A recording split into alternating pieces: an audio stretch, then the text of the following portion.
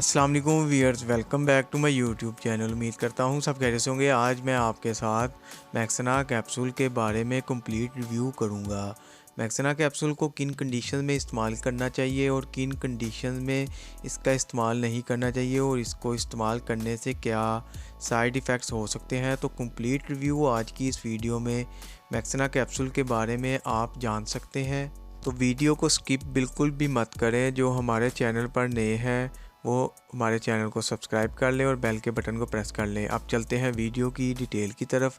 अब बात करते हैं मैक्सना कैप्सूल की फार्मूलेशन क्या है। इसमें पाया जाता है ट्रानिक्सामिक एसिड 500 mg।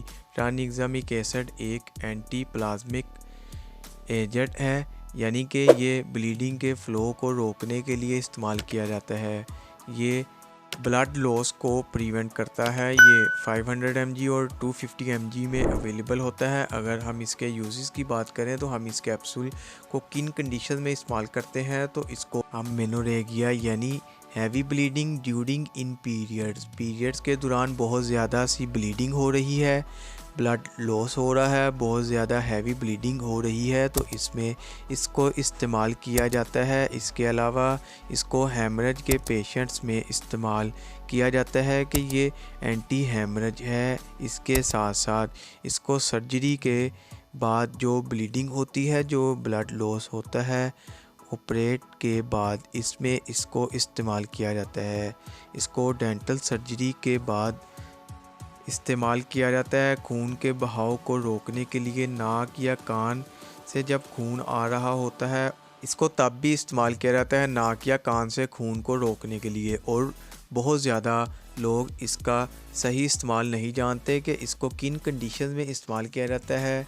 बेसिकली ये ब्लीडिंग इश्यूज़ में ही इसको इस्तेमाल किया जाता है।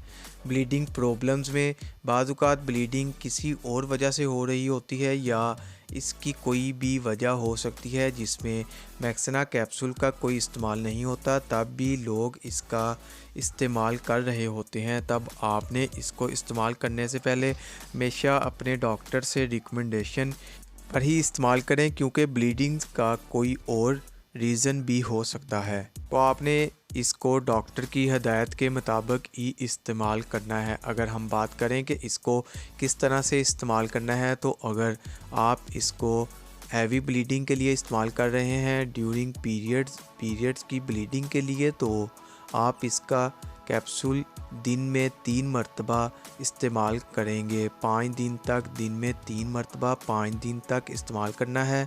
हैवी ब्लीडिंग जो है वो रुक जाएगी और ब्लड लॉस कम हो जाएगा।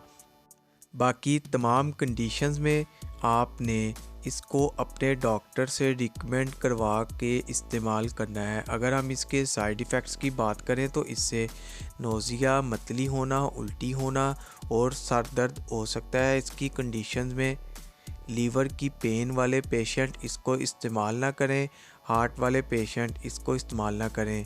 इसके अलावा प्रेग्नेंट फ़ीमेल्स और ब्रेस्ट फीडिंग फ़ीमेल्स इसको इस्तेमाल ना करें। ये थी तमाम इन्फॉर्मेशन। अगर पसंद आए तो वीडियो को लाइक और शेयर ज़रूर करें।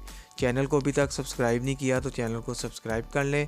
बेल के बटन को प्रेस करना ना भूलें ताकि नेक्स्ट वीडियो की इन्फॉर्मेशन आप तक बआसानी पहुंच सके। शुक्रिया। अल्लाह हाफिज़।